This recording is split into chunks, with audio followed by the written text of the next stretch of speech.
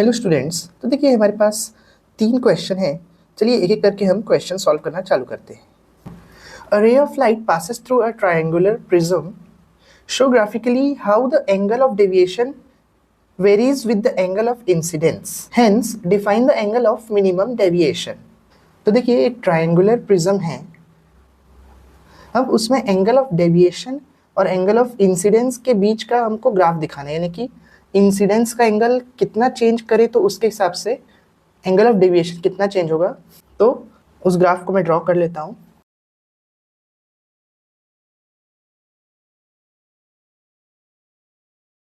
तो देखिए ये मैंने एंगल ऑफ डेविएशन और एंगल ऑफ इंसिडेंस के बीच ग्राफ ड्रॉ कर लिया है।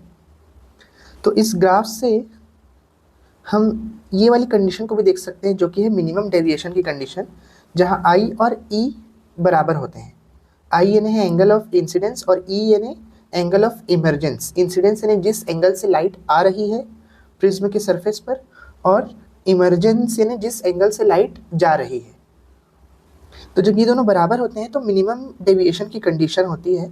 तो मिनिमम डेविएशन क्या होता है ये डिफाइन करने बोला है, तो मैं इसकी डेफिनेशन लिख लेता हूँ। तो देखिए मिनिमम डेविएशन एंगल वो एंगल है जहाँ पे इंसिडेंट एंगल और इमर्जेंस एंगल जो है वो बराबर हो जाता है। चलिए सेकंड क्वेश्चन है, a ray of light is incident normally on a reflecting face of a prism angle A and suffers a deviation of angle delta. Prove that the refractive index n of the material of the prism is given by n is equal to sin a plus delta upon sin a. तो देखिए क्या दिया हुआ है। तो देखिए ये question थोड़ा सा अलग है। इसमें लिखा हुआ है कि जो प्रिज्म है उसकी एक सरफेस पे जो लाइट आ रही है वो सरफेस के नॉर्मल है और दूसरे सरफेस से डेविएट हो रही है, या फिर दूसरे सरफेस से रिफ्लेक्शन हो रहा है, मतलब एंगल जो है वो डेविएट हो रही है डेल्टा एंगल पे। तो हमें n is equal to sine a plus delta upon sine a ये प्रूफ करना है। तो चलिए सबसे पहले तो मैं डायग्राम बना लेता हूँ। तो देखिए मैं एक प्रिज्म बना लेता हूँ सबसे पहले। अब देखिए जो रे आ रही है वो इस सरफेस से नॉर्मल है। देखिए नॉर्मल लाइन को मैंने सीधा बना दिया है, क्योंकि जब भी एंगल नॉर्मल रहेगा तो डेविएशन होगा ही नहीं, जो लाइट है वो सीधी निकल जाएगी। पर सेकंड सरफेस में जो है वो लाइट डेविएट हो रही है बोल रहा है। तो चलिए पहले तो मैं इसे थोड़ी सी डेविएट कर देता हूँ। तो मान लेते हैं ये थोड़ी सी डेविएट हो गई।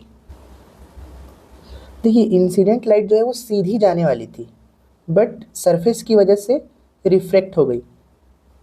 तो देखिए इंसिडेंट एंगल और रिफ्रैक्टेड एंगल, इसी को हम बोलते हैं एंगल ऑफ डेविएशन। मतलब ये एक्चुअल में डेल्टा है ये एंगल ही। और देखिए इसमें एक रिफ्रैक्टेड एंगल भी होता है। रिफ्रैक्टेड एंगल हम कैसे निकालते हैं, जिस सरफेस से रिफ्रैक्शन हो रहा है उसके नॉर्मल से जो एंगल बनेगा रिफ्रैक्टेड लाइट का। देखिए अगर ये ब्लू लाइन नॉर्मल है अगर इस सेकंड सरफेस में, तो नॉर्मल और रिफ्रैक्टेड रे के बीच जो एंगल रहता है ये होता है एंगल R, यानी एंगल ऑफ रिफ्रैक्शन।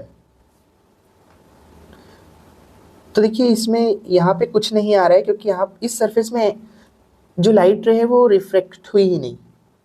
इसलिए जो भी चीज़ें आ रही है एंगल ऑफ रिफ्रैक्शन या एंगल ऑफ डेविएशन सभी सेकंड सरफेस में हो रहा है, क्योंकि उसी सरफेस में रिफ्रैक्शन हो रहा है इसी वजह से। और देखिए एक चीज़ और, ये है नॉर्मल और इंसिडेंट लाइट या इंसिडेंट रे के बीच का एंगल। तो ये एंगल हुआ I और ये नॉर्मल है, मैं लिख देता हूँ सेकेंड सरफेस के लिए। देखो अगर आप इतने से पोर्शन को अगर देखोगे तो वो जो है I के बराबर है। ध्यान से देखिए, वर्टिकली अपोजिट एंगल आप अगर जानते होंगे तो ये देखिए, ये जो मैंने ग्रीन से मार्क किया है वो एंगल I के बराबर है। देखिए ये पूरा एंगल R है, उसमें से अगर मैं डेल्टा इतने पोर्शन को माइनस कर दूं तो ये ग्रीन वाला बचा हुआ एंगल मुझे मिल जाता है। फिर से देखिए इस पूरे में से मैंने इस छोटे से पोर्शन को माइनस कर दिया ना, डेल्टा पोर्शन को। तो वर्टिकली अपोजिट एंगल्स की वजह से I जो है वो R माइनस डेल्टा के बराबर है। तो मैं लिख देता हूँ डायग्राम से मुझे क्या क्या पता चल रहा है।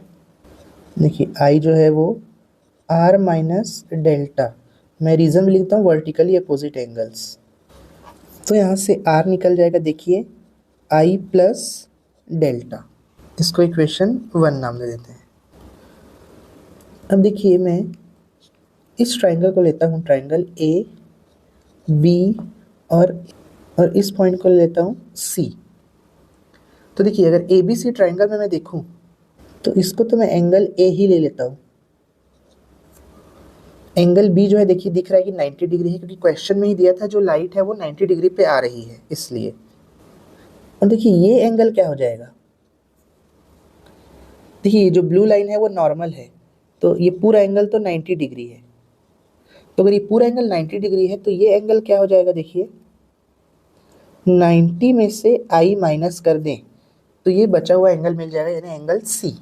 देखिए ये टोटल एंगल है 90, इसमें से इस पोर्शन को माइनस कर देते हैं तो ये बचा हुआ पार्ट मिल जाएगा। तो अगर मैं ट्राइंगल सम प्रॉपर्टी लगा दूँ, देखिए angle A plus angle B plus angle A C B, ये तीनों को मिला के आ जाएगा 180 degree. Reason triangle sum property. अब देखिए एंगल ए तो एंगल ए ही है, एंगल बी देखिए 90 डिग्री है, और एंगल ए सी बी को हमने अभी निकाला 90 माइनस आई, और ये तीनों को मिला के हो जाएगा 180 डिग्री। तो देखिए ये 90 और 90 180 होगा, और 180 अगर इधर शिफ्ट होगा तो माइनस 180 हो जाएगा। तो कुल मिला के ये पूरा ही कैंसिल हो गया, और ए जो है वो आई के इक्वल आ गया। इसको मैं इक्वेशन 2 नाम दे देता हूँ। अब देखिए इस पॉइंट को मैं डी नाम दे रहा हूँ, और ए डी सरफेस में मैं अब स्नेल्स लॉ लगा लूँगा। देखिए क्या होता है Snell's law, sine i by sine r is equal to N2 by N1। तो देखिए अगर मैं अपने डायग्राम को देखूं तो लाइट अगर बाहर निकल रही है तो ये वाला मीडियम 2 हुआ, और ये अंदर वाला हुआ मीडियम 1। तो मीडियम 1 के लिए तो हमको केवल N लेने बोला गया है, और मीडियम 2 तो आप देख सकते हैं कि एयर है, तो एयर के लिए रिफ्लेक्टिव इंडेक्स रहता है 1, तो N और 1 लेना पड़ेगा। तो कैसे लिख लेता हूँ मैं इसको, N2 यानी अभी बताया मैंने एयर है तो 1, और N1 को N लेने बोला है क्वेश्चन में ही, तो 1/N। देखिए अब क्रॉस मल्टीप्लाई कर देता हूँ मैं, तो ये हो जाएगा N into sine i is equal to 1 into sine r, या फिर केवल साइन आर। लेकिन देखिए हमें क्वेश्चन में n निकालना है, तो n इज इक्वल टू हो जाएगा साइन आर, और साइन आई जो है डिनोमिनेटर में चला जाएगा साइन आई। अब देखिए r की वैल्यू i प्लस डेल्टा है, और i की वैल्यू a है। तो पहले तो मैं इक्वेशन 1 से r की जगह i प्लस डेल्टा पुट कर देता हूँ। n is equal to sine r की जगह i plus delta upon sine I, ये इक्वेशन 1 से आया है i प्लस डेल्टा। अब देखिए हमें जो प्रूफ करना है उसमें i की जगह a रखना है, और i की जगह a हम रख भी सकते हैं, क्योंकि हमने देखिए सेकंड इक्वेशन में ही प्रूफ कर दिया था कि i जो है वो a के बराबर है। तो यहाँ से n क्या आ जाएगा, sine a plus delta upon sine a, क्योंकि a जो है वो i के बराबर था। अब देखिए थर्ड क्वेश्चन में रिफ्रैक्टिव इंडेक्स ऑफ प्रिज्म दिया हुआ है और रिफ्रैक्टिव एंगल ऑफ प्रिज्म दिया हुआ है, और हमें एंगल ऑफ मिनिमम डेविएशन और एंगल ऑफ इंसिडेंस कैलकुलेट करना है। तो देखिए इसके लिए तो पहले तो एक प्रूफ है कि incident angle of minimum deviation का फॉर्मूला जिसमें हम प्रूफ करते हैं, और एंगल ऑफ इंसिडेंस का फॉर्मूला जिसमें हम प्रूफ करते हैं। लेकिन हमें प्रूफ नहीं करना है, हमें केवल न्यूमेरिकल सॉल्व करना है। तो मैं फॉर्मूला लिख लेता हूँ पहले तो देखिए प्रिज्म के लिए n इज इक्वल टू क्या होता है, sine a plus delta by 2 upon sine a by 2, पर हमें मिनिमम डेविएशन एंगल निकालना है। तो मिनिमम डेविएशन के लिए मैं क्या करता हूँ, डेल्टा की जगह डेल्टा m लिख देता हूँ मिनिमम डेविएशन के लिए है करके, जहाँ देखिए n जो है रिफ्रैक्टिव इंडेक्स ऑफ प्रिज्म है, और a जो है वो एंगल ऑफ प्रिज्म, और delta m minimum deviation angle. तो देखिए हमें क्या क्या गिवन है क्वेश्चन में, हमें n गिवन है √2, a गिवन है हमें 60 डिग्री, प्रिज्म का एंगल भी दिया हुआ है 60 डिग्री, और डेल्टा m तो हमें कैलकुलेट करना है। तो सबसे पहले n की जगह √2 is equal to sine a की जगह 60 प्लस डेल्टा m कैलकुलेट करना है अपॉन 2 अपॉन साइन 60 बाय 2, तो 2 3 6 और 0 30 आ गया ये। अब देखिए ये जो साइन 30 है ये इधर चला जाएगा तो क्या हो जाएगा, मल्टीप्लाई में हो जाएगा।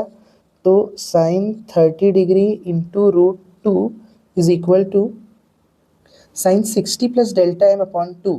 अब देखिए साइन 30 डिग्री की वैल्यू क्या होती है, 1/2। अगर मैं इसको 1/2 को √2 लिख देता हूँ और ऊपर भी है √2, तो ये √2 कैंसिल हो जाएगा, तो केवल बचेगा √2। मैंने ऐसा इसलिए किया कि 1/√2 को मैं फिर से लिख सकता हूँ साइन 45 डिग्री, और यहाँ हो जाएगा sine 60 plus delta m by 2। तो अब मैं यहाँ से साइन और साइन को कट कर सकता हूँ। देखिए मैं यहाँ से साइन और साइन को कट नहीं कर सकता क्योंकि बीच में √2 भी मल्टीप्लाइड है। अगर ऐसा कर दूंगा तो मैं ये पूरा रॉन्ग हो जाएगा। तो पहले मुझे इस वैल्यू को सिंप्लीफाई करना पड़ा, फिर उसके बाद मैं इसको साइन 45 लिखा, और अब दोनों साइड साइन साइन है करके मैं इसको कट कर सकता हूँ। तो यह आ जाएगा 45 is equal to 60 plus delta m upon 2। अब 2 देखिए लेफ्ट हैंड साइड शिफ्ट होकर मल्टीप्लाई में आ जाएगा, तो ये हो जाएगा 45 इंटू 2 मतलब 90 is equal to 60 plus delta m. तो डेल्टा एम आ जाएगा 90 माइनस 60 यानी कि 30 डिग्री। तो सीधा मैं आंसर ले लेता हूँ, डेल्टा एम आ जाएगा 30 डिग्री। तो ये था एंगल ऑफ मिनिमम डेविएशन। देखिए अब सेकंड एंगल ऑफ इंसिडेंस भी निकालने बोला है हमें। देखिए एंगल ऑफ इंसिडेंस का भी फॉर्मूला हमें पता होना चाहिए। आई इज इक्वल टू होता है ए प्लस डेल्टा एम अपॉन 2। और देखिए अगर आपको नहीं पता है तो ये फॉर्मूला भी यहीं पर से आया है। देखिए ये फॉर्मूला भी यहीं से आया है, sine i by sine r से। तो देखिए आर जो है वो a/2 है और आई जो है वो a plus delta M by 2। तो इस फॉर्मूले से भी आप डायरेक्ट याद रख सकते हो, अलग से इसको याद रखने की ज़रूरत नहीं है। तो आई जो है वो a plus delta M by 2 के बराबर है। तो यहाँ से आई आ जाएगा a यानी कि 60 प्लस डेल्टा एम हमने निकाल लिया है 30 अपॉन 2। तो 60 प्लस 30 यानी 90 डिग्री बाई 2 यानी कि 45 डिग्री। तो देखिए एंगल ऑफ इंसिडेंस भी हमने निकाल लिया और एंगल ऑफ मिनिमम डेविएशन भी। तो अगर आपको ये वीडियो अच्छा लगा हो और समझ में आया हो तो वीडियो को लाइक और चैनल को सब्सक्राइब ज़रूर करें। Thank you.